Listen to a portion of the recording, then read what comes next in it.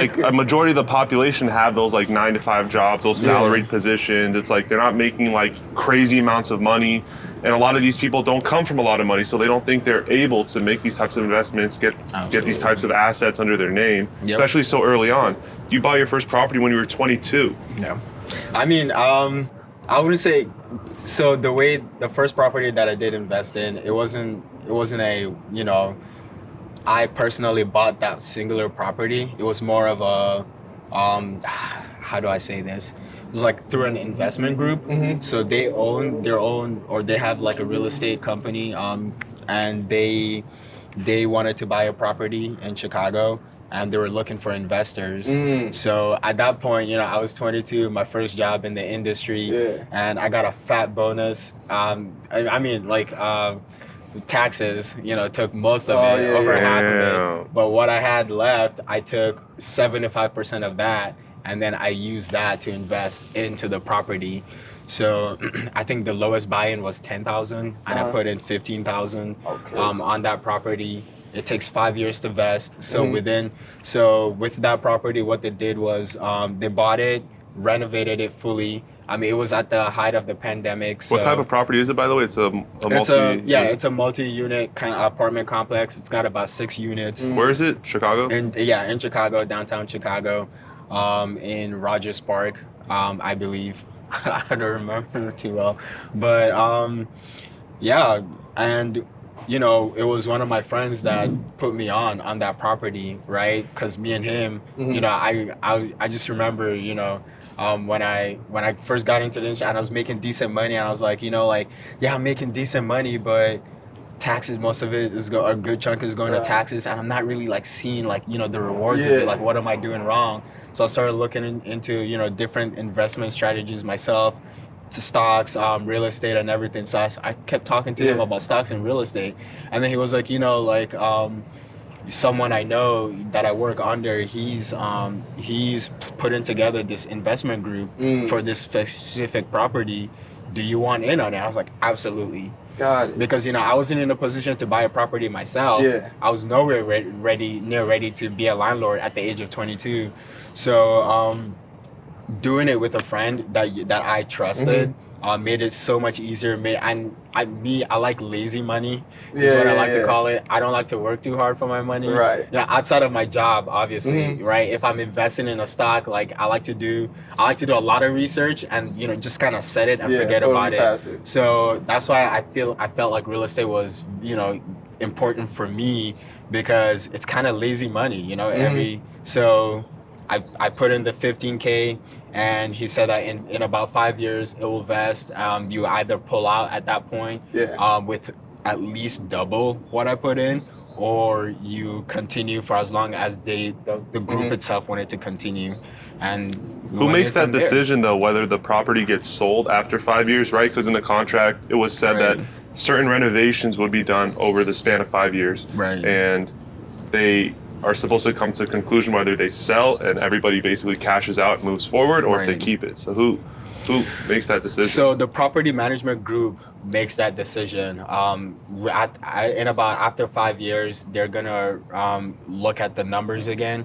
So they're gonna reevaluate the property, or get the property value, and then they're gonna see how much they can profit off of either selling it, or if they profit more from keeping or holding on to the property. And based off of that, they'll give each individual person an option. Do you want to continue investing in this property? Where they'll be like, we're thinking about holding on to it for a couple more years, 5 or 10 more years. Do you want to stay invested, or do you want to, cash out? So each individual person has a personal account within that property. So so whatever percentage of what that property is worth at that point in time, is what you get. So, sorry, let me rephrase. I put in a certain amount of what that property was bought for. So that amount is, or I get back the percentage of what percentage they make increase of the overall property. Yes. That makes sense. It's like your stake. Exactly. And so would that be the people, the management group basically pays you out that amount, and then basically it's like they're buying you your position within their management group. And a question on the group. Were they already formed, or was it someone that was kind of more ground level pulling together enough funds to do this? Because that's what I was curious about when you first said you got involved with an investor group. I'm like, how did that get going? That's a very good question. So this is where talking about your ideas with your friends is very, very important. Because if I wasn't talking about it with my friend, I would have never known that this was an investment style of real estate, and I would have never known that this was an opportunity available to me, right?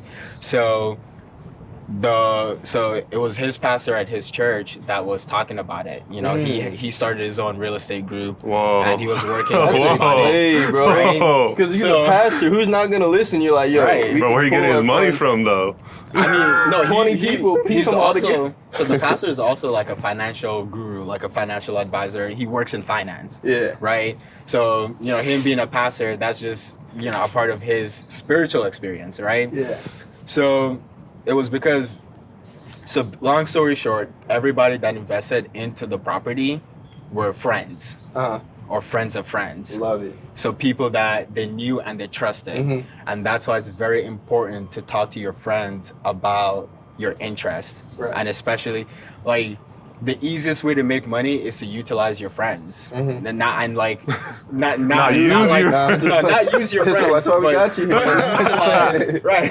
Don't use your friends. Don't do that. You know? But it's to utilize your friends and their assets, right? So if you know someone, if you have a friend that's in real estate, talk to him about what he's doing. If you have a friend that's in finance, if you have a friend that's a financial advisor, why isn't he your financial advisor? Right. You know what I mean? Like, so not only is he helping you make money, you're also helping him make money. Right. You know, if you have a friend that's a real estate agent, hit him up. Be like, listen, I'm thinking about this property. Like, do you even want to come in on the property with me, right? So not only does your friend make money off the property being sold, he also makes money with you on, you know, everything that you make off of the property. Yeah. You know, like, it's the easiest way to make money. And that's kind of what we want to talk about anyways, most of the time. Everyone that's hustling like that, even if you're in a different lane, that's kind of what we want the conversation to be about. You know, it might not be even, you can learn from what someone else is doing, what their venture is. Then you're talking to a different guy, totally separate, and now you're like, oh, my buddy actually does that. And you can tell him exactly what your guy is getting into, and now you're able to bridge that gap. Absolutely. I could definitely see it. But back to that investment group, right? You said the pastor was heading that group that you invested in, or was that just something that was working in parallel with? So he put the deal together, right? Okay. And you know, this is another way that like he made money. Yeah. So because he put the deal together and he outsourced the people, and he found the property, he outsourced the people. Wow. Even though it was, you know, through my friend, right? So he makes money he makes like a finder's fee. Yeah. And then whoever, I think he was also a real estate agent, he makes money off of, you know, the closing costs and everything. And then he also makes money because he put that money into the investment. Do you know what his stake was? Was it a fat stake, or was it? It was a pretty good chunk of stake. So he probably put up the most. Yeah. How many people in total ended up being in the group? I'm not sure. I think they wanted to keep it small, so I think it was about 20 people. Okay, 20. Yeah. And for something like that, the property has to be bought in cash, right? You couldn't like find a group of people to put a down payment and then take out a loan for the remainder amount. Yeah, no. So I'm not entirely sure if everything was put down in cash, but I do think everything was put down in cash for the most part, and they maybe probably financed no, not even. Everything was put down in cash. Yeah, because if you even like the financing of how would you finance the rest amongst a group of people? Would you have to form like an entity, like an LLC or something of the sort, and then have everybody as like a proprietary owner of the LLC, and then when they finance, how technical did he have the setup? Were you guys all like put into something like an LLC type thing, or was it more he handled the back end as far as taking everyone else's payments and making sure the percentage was right, but he was the actual name on the building? Or so it was bought through the property management company. Okay, got it. So within the property management company, there's an account for that building. Okay, that makes sense. Right? And for the account for that building, there are individual accounts for the individual investors. So every year, each individual investor gets a, I don't remember the exact title of the tax form, but you get a tax form that you can use for your income taxes and get deductions Got it. Based off of So that. were you hesitant? Because how old are you now? I am 26 now. 26. Okay, so I'm picturing you at 22. Someone's like, all right, I got this investment idea for you. Like you can get, and you were already interested in real estate, right? Yeah. So like, what is it like when you first pay up that lump sum? Were you worried about the investment? Were you thinking like, man, what if the market tanks? What if, I don't know. What were the different worries you were thinking about? See, for me personally, like it was my friend. He had no reason to cheat me. Yeah. You know, like I guess maybe I have more faith in my friends than other you do. people. You probably just do. got good Right? friends. I was just like, yeah, he's a really good friend. Mm. You know, like grateful to have him in my life. Grateful that he was somebody that I met. Who I actually met him through his brother, and his brother was my classmate in college. Wow. So Oh, we were wow. both sitting in biology class together. Just hanging, kicking it, and then I realized that he had a younger brother and everything, and then me and his younger brother started playing soccer together, and that's how we met. So the only thing I was actually worried about, remembering clearly, was me not getting the check on time to give it to them. To give it to them. Yeah, because the investment Got company, I literally got the check the same day because I was waiting on the, on the check on the bonus clearing through the same day. Oh, man, you about to miss out. Jeez. And the craziest part, I had worked the same day. So I pulled up at his apartment at like 8 p.m. with the check in hand.